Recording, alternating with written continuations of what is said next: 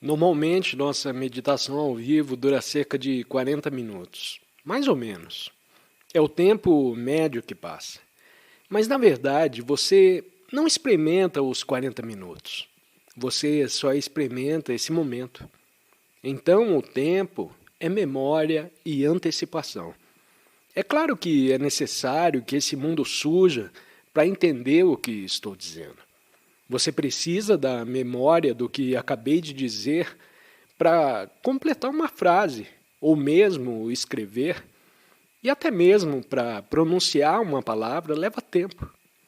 Eu digo que o tempo leva cerca de 2 segundos, ou 1 segundo só para dizer a palavra. Então você precisa se lembrar do começo da palavra para entendê-la. Você precisa lembrar. Podemos usar uma frase que já é memória, ou uma música. Você precisa lembrar os sons anteriores e as formas de nicho em casa. E ainda assim, a experiência real é o agora, nesse momento.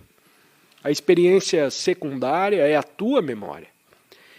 Então, junta a experiência imediata desse momento e é só isso, com a dimensão secundária da memória.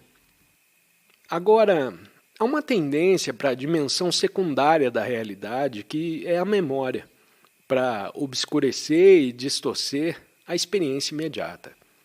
A vivacidade do momento presente já não é percebida claramente. Você não vê nada como é, não percebe nada como é, porque está moldado pela dimensão da memória.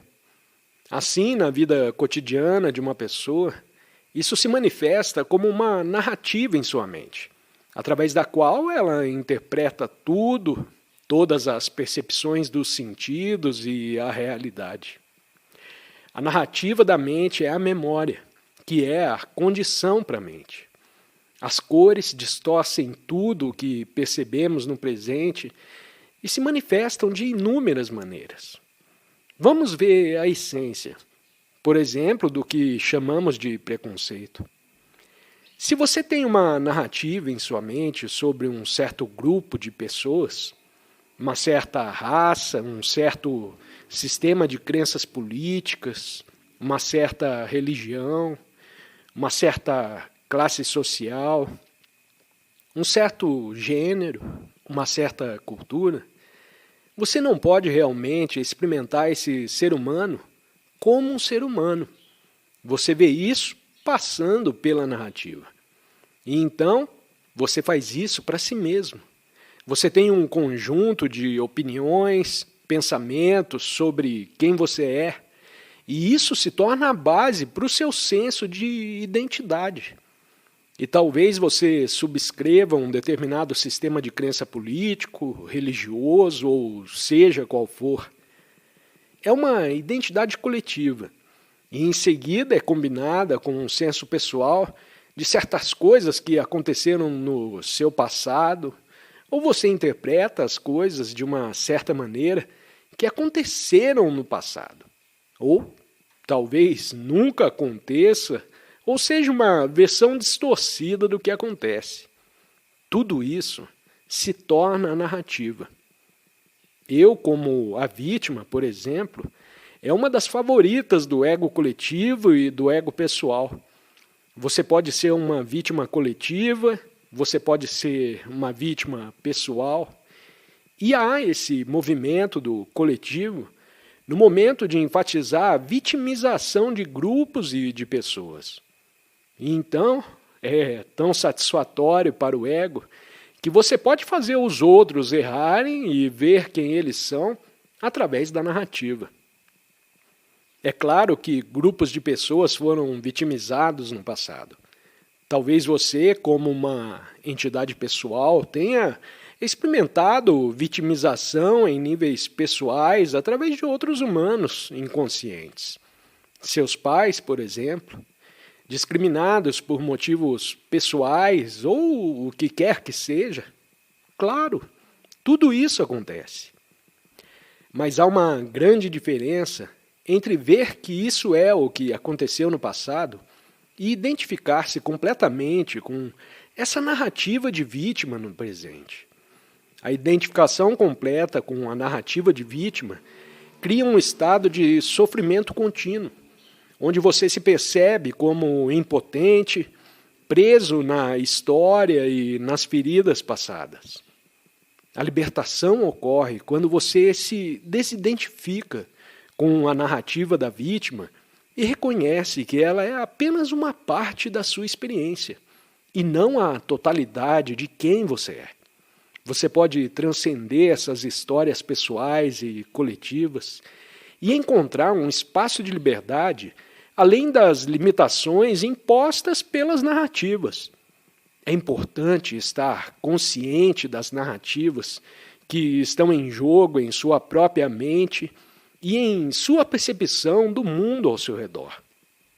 Ao reconhecer essas narrativas, você pode questioná-las e investigar se elas estão realmente alinhadas com a verdade e com a realidade presente. A verdadeira liberdade está além das histórias, além das identificações, além das limitações da mente. Ela reside no momento presente, na consciência pura e na experiência direta do agora. Derivando um senso de si mesmo nisso, é uma grande tendência, porque então a memória obscurece continuamente o presente da presença em você, que é todo o seu potencial. Então a mente condicionada molda a sua identidade de forma a lhe dar seus sentidos. Há sempre um senso de superioridade escondido, às vezes óbvio e às vezes menos evidente. Você pode encontrar uma entidade que acredita ser melhor do que a maioria das pessoas em qualquer aspecto, mais bonito, com mais dinheiro, uma melhor classe social, mais inteligente, mais experiente, fisicamente mais forte e assim por diante. Existem muitas maneiras pelas quais você pode derivar sua identidade de um senso de superioridade. Mesmo que seja uma identidade de vítima, que parece ser o oposto de acreditar que você é melhor do que a maioria, ainda é um senso de superioridade em relação aos outros. Você se considera superior em sua vitimização, moralmente superior. É uma armadilha perigosa que mantém as pessoas presas em suas mentes condicionadas, que se tornam suas personalidades. E assim a coisa mais essencial está faltando em suas vidas: a dimensão das profundezas. Às vezes eu a chamo de dimensão transcendente. Com a personalidade, a mente condicionada que compõe a personalidade é transcendida, o que significa que você se torna consciente de algo que é mais essencial, mais real do que as condições da personalidade, e é a mente unificada. O propósito da nossa meditação aqui é sair dessa dimensão. A mente conceitual pode nem mesmo entender o que estou dizendo. Tudo o que acontece é o surgimento de uma sensação de profundidade em você. E esse é o espaço no fluxo do pensar, que de outra forma é um espaço contínuo. Surge no estado de pensar e você está consciente, mas não está pensando. E você sabe que está consciente. No entanto, não há senso de si mesmo, nenhum conceito. Você apenas sabe que é possível que a mente possa entrar e dizer: "Ah, eu não estou pensando." E sim, isso pode acontecer. Então você reconhece isso, e aquele pensamento se vai. E novamente, apenas uma presença. Não importa quanto tempo, é apenas algo que surge e é dividido em um espaço. mas não há leveza que o acompanhe. E isso também é muito pacífico. É uma sensação viva de paz em você. Não tem nada a ver com o que está acontecendo em sua vida. Você pode perceber essa dimensão, esteja em uma cela de prisão ou em uma mansão, ou se você está sentado em um ônibus ou em um Rolls Royce, não importa, é a mesma coisa. E isso é tão libertador, porque muitas coisas que antes eram terrivelmente importantes de serem alcançadas e mantidas, sim, elas ainda podem ter alguma importância, mas não uma importância absoluta. Agora, o eu, a identidade da forma, é claro que ainda existe. Sempre há um corpo físico com certas características e você tem um eu psicológico baseado no passado. É claro, ele ainda está lá. E você reconhece que está lá e pode até sentir-se confortável com isso, honrando, mas, ao mesmo tempo, sabendo diretamente na experiência que não é quem você é essencialmente. E uma maneira de colocar isso é que significa que você está enraizado em paz e ainda conhece o lado humano de você, a dimensão humana, porque você é um ser humano.